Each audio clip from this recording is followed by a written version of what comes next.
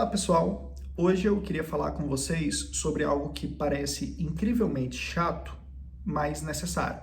Contratações no setor público. Parece o tipo de assunto que faria uma xícara de café entrar em coma, mas eu juro que escondido por trás dessa parede de tédio está um sistema completamente insano que explica porque o posto de saúde nunca tem enfermeiro e a escola do seu filho tem um professor novo a cada semestre.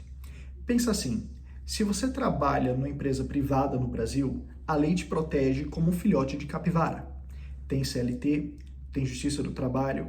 Se teu chefe te faz trabalhar um minuto a mais, um batalhão de advogados cai do céu para te defender.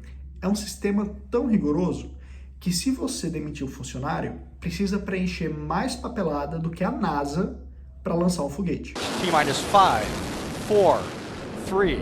Agora, olha para o setor público, o governo, um dos maiores empregadores do país. Como ele deveria contratar? Bom, através de uma invenção mágica chamada concurso público. A ideia é muito simples. A pessoa mais qualificada fica com o cargo. Não é o sobrinho do prefeito, não é o cabo eleitoral, é a pessoa que provou que sabe o que está fazendo. É o sistema que impede que o cirurgião do hospital público seja um cara que maratonou Dr. House e se sentiu inspirado. Mérito. Simplesmente. Exceto que não é bem assim que acontece, porque o setor público encontrou uma brecha, um jeitinho mágico chamado contrato temporário por excepcional interesse público. Essa brecha tem nome e sobrenome, Lei 8.745 de 1993. Ela foi criada para regulamentar a Constituição e no papel parecia razoável. Ela dizia, pode contratar temporários para coisas excepcionais, combater epidemia, ajudar em calamidade pública, realizar censo, sabe? Coisas que têm um começo, um meio e um fim. Mas sabe o que os governos consideram excepcional hoje? Tudo. Educação, excepcional. Saúde, excepcional. Ter alguém para atender o telefone da repartição, excepcionalíssimo. Isso virou uma epidemia. O estudo Movimento Pessoas à Frente mostra que entre 2017 e 2023, enquanto o número de servidores de carreira caiu, o de temporários disparou 42% nos estados. E se você acha isso ruim, dê uma olhada na Paraíba, meu estado. Lá o número de temporários explodiu, um aumento de 493%. Ao mesmo tempo que lá os efetivos caíram 15%. Eu já havia denunciado antes a situação de João Pessoa, que é ainda pior do que a do resto do estado. Para o servidor, é um desastre, tá? É uma loteria geográfica. Férias remuneradas só são garantidas em 21 estados. 13º, só em 20 estados. E licença maternidade, apenas 10 estados garantem. Em 6 estados, como Bahia e Ceará, a lei nem se dá o trabalho de listar os direitos. Seus direitos são o que tiver no contrato, que pode muito bem ter sido escrito em guardanapo. Para entender o desastre humano por trás desses números, vamos dar um zoom. Um pesquisador chamado Genilson Donizete analisou a situação de uma carreira específica lá em Minas Gerais, os auxiliares de serviços da educação básica. Basicamente, são as pessoas que garantem que a escola funcione no dia a dia, tá? E o que é que ele descobriu? 99% deles eram temporários em dezembro de 2023. Isso é tão extremo que o estudo chama de superdesignação. É um jeito acadêmico e elegante de dizer que para essas pessoas ser temporário não é uma exceção, não é excepcionalidade, é a regra. Pense no que isso significa. A pessoa que abre o portão da escola, que limpa a sala, que serve a merenda, tem a segurança no emprego que um guarda-chuva tem numa tempestade. Isso não é um quadro de funcionários, é um elenco rotativo. E para você, cidadão, é ainda pior. Esse sistema é o motor da patronagem. É o famoso cabide de empregos. Pesquisadores como Bracciolo, Estrada e Fajardo filmaram a cena do crime em câmera lenta. Eles descobriram que a rotatividade burocrática só explode no nível municipal. E logo depois que o novo prefeito assume.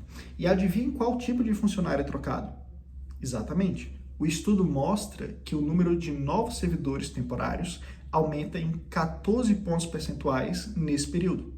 Enquanto isso, o número de servidores de carreira concursados permanece estável. É a prova definitiva de que esses contratos não são sobre necessidade excepcional, são sobre poder político. Outro estudo, de Colonelli, Prem e Teso, foi praticamente cirúrgico. Eles descobriram que os candidatos a vereador da coligação vencedora têm 51% mais chances de conseguir emprego logo após a eleição, emprego público. E doadores de campanha têm 33% mais chance. Mas aqui vem um soco no estômago.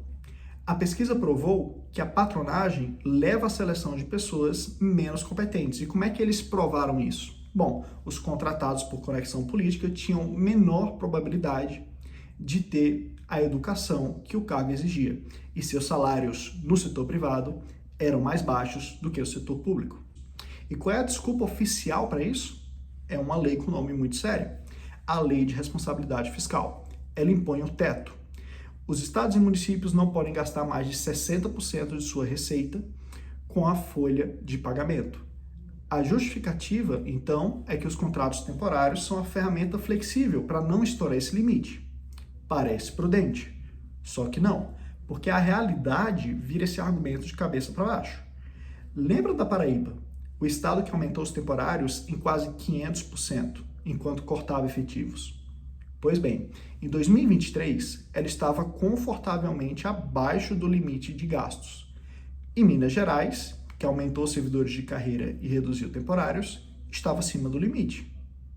A Lei de Responsabilidade Fiscal parece ser menos uma razão e mais um álibi. É a desculpa perfeita para justificar o que no fundo é conveniência política e clientelismo, enquanto a qualidade do serviço que você recebe vai pelo ralo. E se preparem, porque há uma proposta no Congresso para legalizar e piorar tudo isso. Eu lhes apresento a PEC 32, da reforma administrativa. Uma reforma administrativa é desejável, mas essa PEC permitiria a contratação de servidores temporários em contratos de até 10 anos. 10 anos. Em 10 anos, você tem um filho, ele aprende a andar, a falar e começa a te odiar na pré-adolescência. Tudo isso enquanto seu contrato de trabalho ainda é temporário. Então, o que é que a gente faz? Antes que algum gestor diga, mas é impossível consertar, eu apresento o estado de Minas Gerais. Sim, apesar daquele escandaloso número de 99% de temporários como auxiliares de serviço da educação básica, Minas foi o único estado que fez o certo. Aumentou o número de servidores efetivos enquanto reduzia temporários. Sim, é possível. E a boa notícia é que existe uma chance de transformar a exceção de Minas em regra nacional. Um grupo da sociedade civil, o movimento Pessoas à Frente, fez exatamente o que se espera. Eles pesquisaram, compilaram dados e levaram a proposta para o Congresso. E essa proposta está agora tramitando na Câmara e no Senado, na forma dos PL 3069 e 3086 de 2025. E o que eles fazem é aplicar um conceito revolucionário chamado bom senso. A proposta cria um conjunto de regras mínimas para o país inteiro. Primeiro, ela garante direitos básicos, como licença maternidade e paternidade. Segundo, ela cria uma quarentena obrigatória entre contratos para impedir que os governos recontratem a mesma pessoa eternamente. E terceiro, ela proíbe temporários em carreiras típicas de Estado, o que significa que a gente não vai poder ter, por exemplo, policiais freelancers. E, finalmente, ela obriga o governo a respeitar os concursos que já estão em andamento, impedindo que um gestor contrate o primo como temporário, enquanto a pessoa que passou na prova está esperando em casa, tá? Então, parece uma ótima proposta, mas fica um alerta. Será que esses projetos são a bala de prata ou eles serão desidratados no jogo político até se tornarem inócuos? A fiscalização será suficiente para impedir que os gestores encontrem novas brechas? São perguntas que realmente importam, né? O ponto é que a discussão está finalmente acontecendo. O concurso público não é o luxo, é o mínimo. É a garantia de que o Estado está trabalhando para você e não para o partido que acabou de ganhar a eleição. Então, exijam que esse debate seja levado a sério e que resulte em uma solução efetiva. porque o serviço público de qualidade não deveria ser algo excepcional, devia ser a regra.